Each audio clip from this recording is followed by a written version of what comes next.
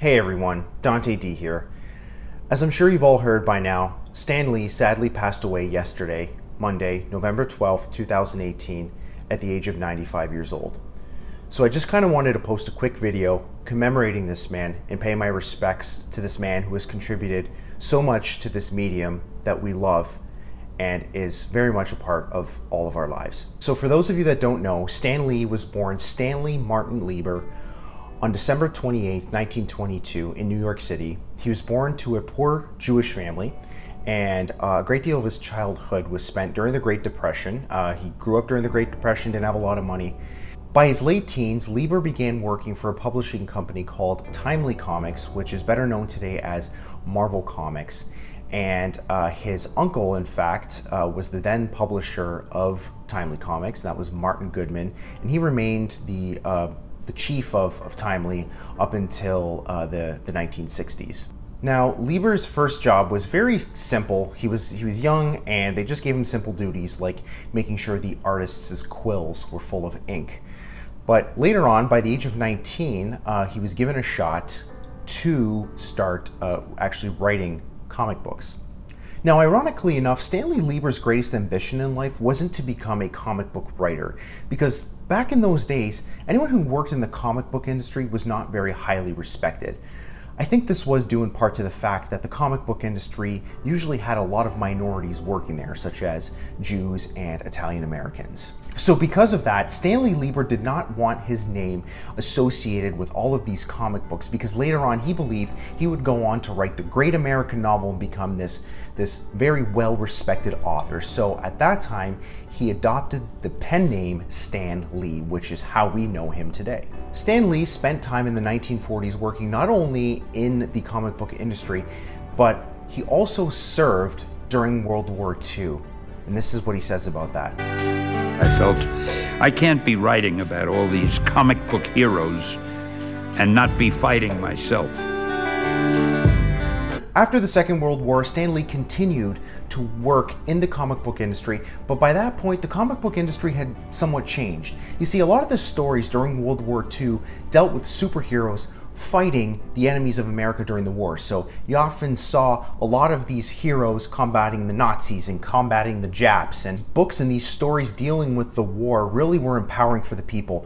But after World War II, people didn't need superheroes anymore. It was peacetime, and they started looking at other genres such as romances and westerns and crime and horror comics. During the late 40s and 1950s, the publisher that we know as Marvel Comics today didn't really stand out as an industry leader. In fact, they were playing catch up and follow the leader with other publishers and just kind of doing what everyone else was doing to try to stay relevant. But this wasn't really working that well for them. Stan Lee himself has said in interviews that he was just tired of playing this game with other publishers, and every week he was just making these random names up for these characters like Ugg or Mongor, or here's what he had to say about that.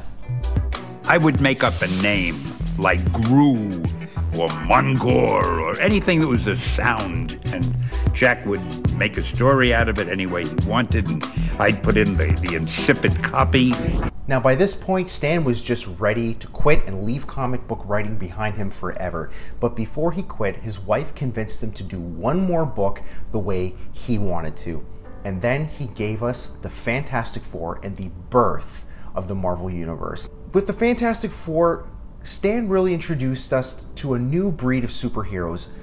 A breed of superheroes that had an extra added dimension to them, and that was problems. Superheroes with problems. Now, other people in the industry, including Martin Goodman, thought that Stan was a little crazy for trying to sell superheroes with problems to the public. I used to argue with him because I wanted to write things that were a little more adult for more intelligent readers. And he used to say to me, Stan, we have nobody but very young kids reading our books and a few illiterate adults. And you say you want them to have problems. Stan, don't you know what a hero is? But Stan just shrugged it off as, hey, our company's pretty much going under anyway, so let's just give this one last shot. And the public absolutely loved it. They ate it up. So what followed was this whole new line of in-your-face superheroes that people could better identify with due to the fact that they actually had problems. And the most notable of those heroes being the friendly neighborhood Spider-Man that we all know and love. Now, it was this daring attempt of Stan Lee's to try something new and create characters that people could better identify with, characters that were for a more intelligent reader, that made Marvel the industry giant that it is today. Stan Lee changed the face of the comic book industry in the 1960s. He not only really helped to start the Silver Age of comics, I mean, there are many factors to the beginning of the Silver Age of comics, but Stan Lee was really a huge player for the Silver Age of comics. He also started the Marvel Age of comics, and really, you cannot go through the 1960s without looking at Marvel and calling it the Marvel Age of comics. Marvel was the biggest player in the 1960s and even the 1970s, to the point where even DC was playing catch up a little bit with them. Stan Lee's prolific work also eventually made him the face of Marvel Comics, to the point where by the 70s and 80s, Stan Lee was like the brand of Marvel. When you thought Marvel, you thought Stan Lee. Stan Lee's name appeared almost in every single book because people recognized the name, and Stan Lee became almost like a marketing tool. Every time you opened a comic, I think it was from the 1980s and on, all the way up to the 1990s, you saw Stan Lee Presents. No matter what book it was, it said Stan Lee Presents, and I think that's really something.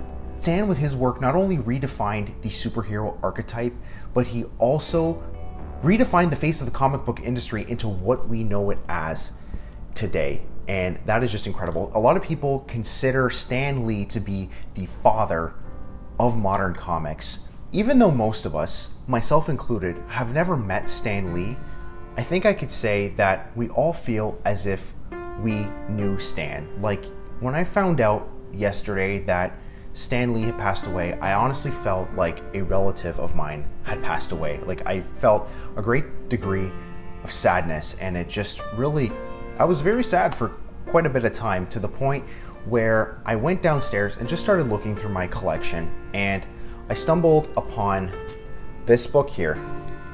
And this is the Amazing Spider-Man number 96, and I just kind of wanted to share this with everyone, because if you've watched Stan Lee in a lot of interviews, he said on a few occasions that this book here is the book that he's probably most proud of that he's ever done. And this is the famous Amazing Spider-Man drug issue, and it's known for being printed without the Comics Code seal of approval. And this is when Stan really went to bat for what he believed. He wanted to do an anti-drug story, and the code came back and said, you can't publish this story because it has drugs in it. And he said, well, I'm not telling people to take drugs, I'm showing the dangers of drugs.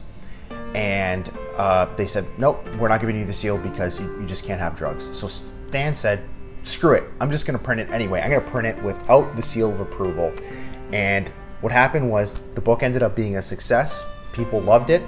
Because of that, the rules around the Comics Code Authority were really relaxed, and people were able to work with creativity a little bit and work with genres and themes that they weren't able to in a really long time because of the restrictive code. So Stan strikes again to save the day. And another thing that I was thinking of while going through my collection yesterday is, with the passing of Stan Lee, we really have the end of a very important age in comic books. I don't know if this age has a name, don't even know if this age exists. I could even be creating a new age of comics myself, but I really think with the passing of Stan Lee, we have comic books during the time of Stan Lee and comic books post Stan Lee. And I also thought to myself yesterday when I first heard about the passing of Stan Lee, this is it. This is the end of comic books. Like, the industry will never be the same again if it even survives. I mean, there have been so many changes in the comic book industry. People just don't care as much. People don't really read comic books. So sales are at an all-time low. We get our heroes right now primarily on the big screen. No one looks at comic books really that much anymore. But then I took a step back, started having some conversations with some subscribers to the channel, and I really felt a lot better.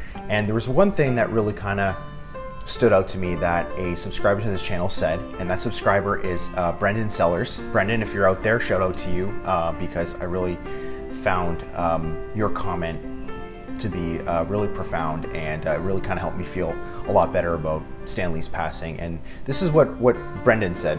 He passed on from being a mortal man to an immortal legend, and has joined the ranks of the great creators of mythology. Hundreds of years from now, people will still be celebrating the life and works of Stan Lee. Brendan, thank you for that, because that really kind of helped me feel a lot better, and I thought that comment was very well thought out and very well put together. And you're absolutely right. Stan Lee's mortal life has pretty much ended, but he's immortalized really, because people are always going to remember Stan Lee. When we're all long dead, people will still be talking the name Stan Lee, and that, I think, is just really something, and something that we all can hold with us and take with us throughout our years reading comic books. So that's really about it for me. I just wanted to do a quick video to pay my respects to Stan Lee and talk about how prolific he was, talk about his great achievements, and there really will be no other person like him in the comic book industry. But I'd like to hear from you all in the comments. Please leave a comment. Let me know how you felt when you heard that Stan Lee passed away yesterday. Until next time, this is Dante D signing off. Join me in saying Excelsior one last time. Take care.